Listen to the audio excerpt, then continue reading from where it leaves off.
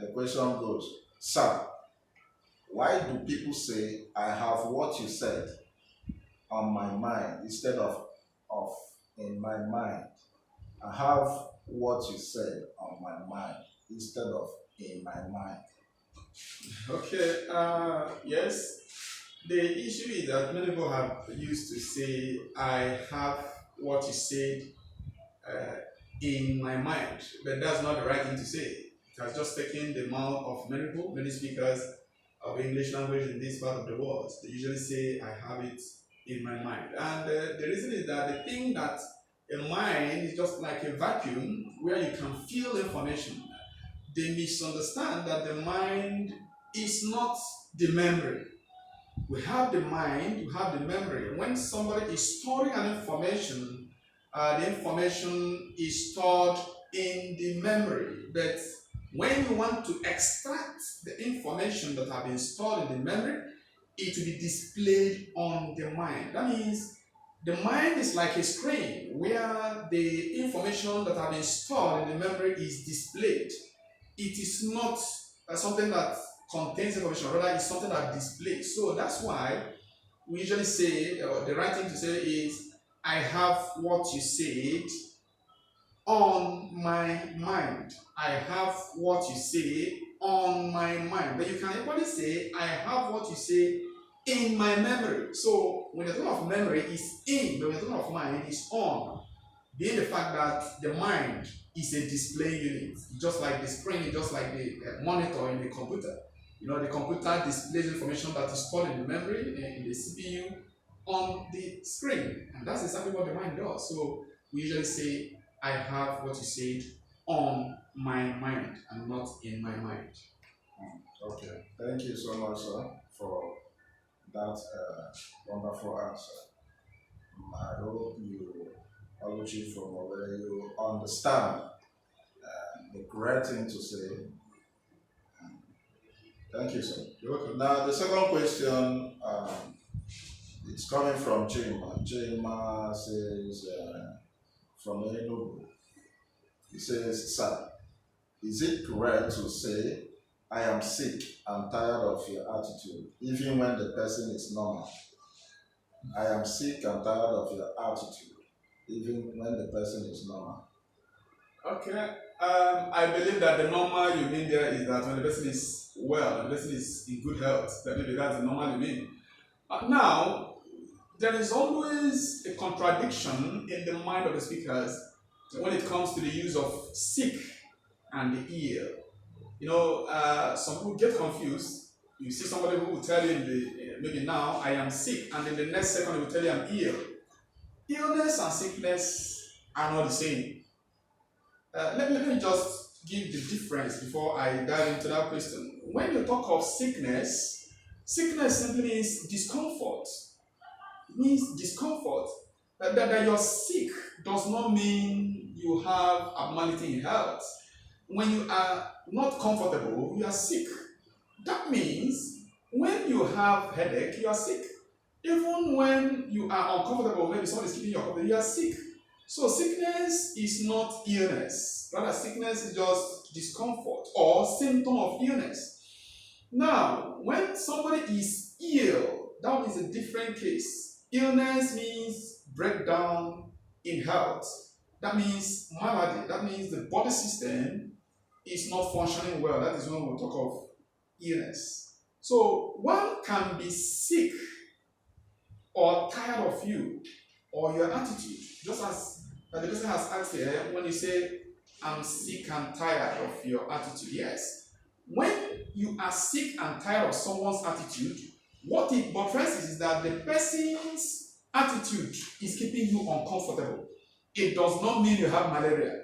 It does not mean you have typhoid. But it means that you are uncomfortable with the person's attitude. So to say I am sick and tired of your attitude does not suggest that you are ill. That is just it. Okay, thank you, sir. Welcome. The third question goes like this, from Charity. Charity is asking this question from Ghana. It says, what is wrong in saying, raise up your hand raise up your hand. Raise up your hand. Raise up your hand. What is wrong is saying that. I think everything is wrong. It's saying that expression. Okay. Raise up your hand. Yes, everything about that expression is wrong. Just as you said, everything is wrong. Had it been Charity, you listened to my last edition, that is when I treated tautology, you will definitely find out that I mentioned that raise up your hand. But I said that students should not embarrass their teachers, because I know that it is common among teachers saying raise up your hand if you know the answer. You shouldn't embarrass your teacher. I told you that all teachers are not grammarians. We have science teachers, we have those in arts, and not the rest. So that statement, raise up your hand, is wrong. Why is it wrong? The word raise suggests up. So when you mention raise, that means you have also involved the word up, because you can't raise down, rather you raise upwards. So for one to say raise and also bring up side by side in the same statement suggests tautology. The person is sounding tautological. So one should say either raise your hand, or you say put up your hand, but you can't say raise up your hand. If you do that, you are unnecessarily repeating yourself and you will sound silly. That is what we mean by tautology. So it's tautological to say that. Yeah, it's very tautological. Yeah. Okay. I hope you take correction, Charity, from Kano. The fourth question is coming like this. Emeka from Aba, Aba State. Now, the question says, is it correct to say his father is a big man? Is it correct to say his father is a big man? He's a big man. Okay. I don't know. I see. When I was reading the varieties of English, I think towards the introductory part of this series, I mentioned that English language is of different varieties. We said we have the standard British English. We also said we have the American English. We also added that we have Nigerian English, which I said that expressions that are used in that particular variety are those expressions that are used in this part of the world, Nigeria, which if you use them outside this country, you may be sounding incorrect. And that means those expressions could be accepted here. Most of them are transliterations rather than translations, because it's just transferring the expression we have in our local languages or the indigenous language into English without obeying the grammatical rules of English language. Now, you find out that the word big shouldn't go with man, because what it means in the mind of the speaker here is not exactly what it means ordinarily. Big man, my father is a big man, or my friend is a big man. That expression is Nigerian. One should say, my father is wealthy, or my father is rich. Big is associating with size. So if you say my father is a big man, what it suggests ordinarily is that your father is huge. But in Nigerian context, big man means rich man. So if you now say my father is a big man, in the standard British English, what it means is that my father is huge. But in Nigerian English, in Nigerian context, what it means is that my father is wealthy. So you now see that you can say my father is a big man. Here in Nigeria, we understand that you mean that your father is rich. But assuming you go out of this part of the world, maybe you go into Britain and say my father is a big man without putting it in quotes, definitely somebody will now begin to understand that you said that your father is huge, which is not exactly what you have in mind. So that's the Nigerian English, and it is only acceptable here in this part of the world. Here. I think that expression is meant for Nigerian politicians. Yeah, exactly. Because they are big men. They are big men. They are big men. Okay, the fifth question. Ayodele from Lagos, he said, so how can one improve his spellings? How can one improve his spellings? Okay. Because our spellings are, when you pronounce most words, their spellings are very different from what you pronounce. Like knowledge. Yes. Knowledge. There is no place you pronounce K. K. There is K in it. Yes. Yes, at the initial stage of this series, I also mentioned that one of the problems we have in English language is that English has some inherent problems. You see, English language is not like our indigenous languages. When in African context, okay, let me use Nigeria as a microcosm. In Nigerian context, most of the words we pronounce based on what we spell.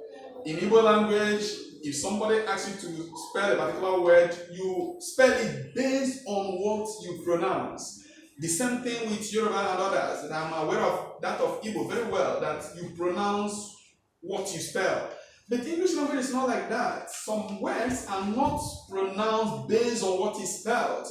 In English, sometimes you spell differently and pronounce differently. Look at words like depot. Depot ends with T, but you don't say depot. Look at words like psychology. Psychology begins with P, but you don't say P, psychology. Look at words like listen. Listen has T at the middle, but you don't say listen, they say listen. Look at words like Christian. You don't say Christian, you say Christian. But in Christian, there is T at the middle. So if you follow what you spell, you will go off from the track. Now, coming to the questions that you asked, my viewer, you can improve in spellings, but it is not something that is automatic. You must come down and study it. You must study the spellings of English language.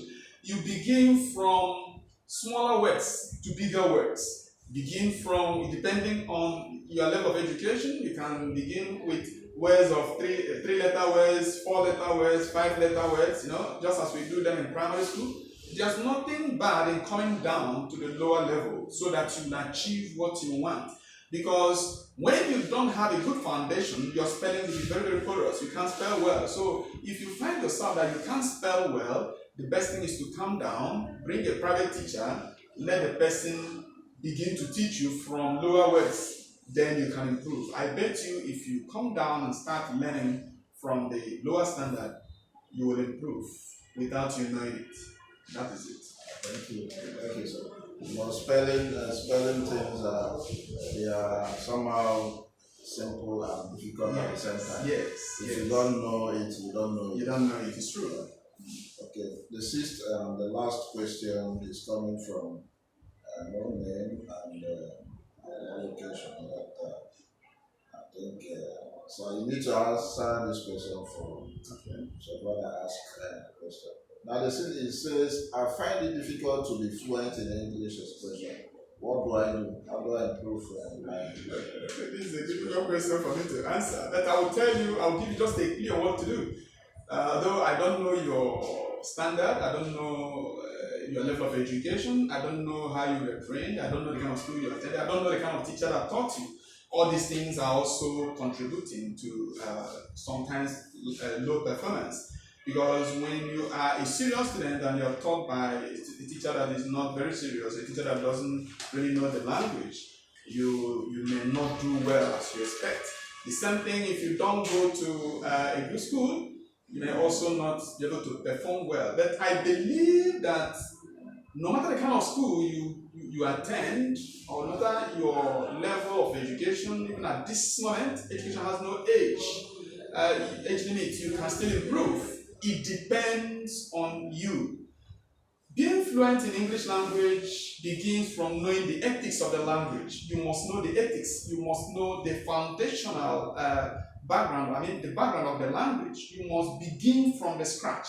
If you don't have a good foundation, I bet you cannot build well. You must go back to the ethics, go back to the foundation and find out whether you are very grounded at the preliminary aspect of English before you go up. You don't just cut it at the middle. I know that sometimes people, abandon the lower aspect of education. Maybe when they are pursuing money, they won't go to primary school. When they go to primary school, they just drop out. Primary 3, primary 4, they drop out, and when they get the money, they want to go back to secondary school without finishing up the level. I tell you, every stage in education is very, very important. You must do it well if you must grow. So if you want to flow in English language, the only secret is for you to learn the ethics of the language very, very well. Just calm down and learn it. I bet you will improve tremendously. Thank you so much, sir, for this wonderful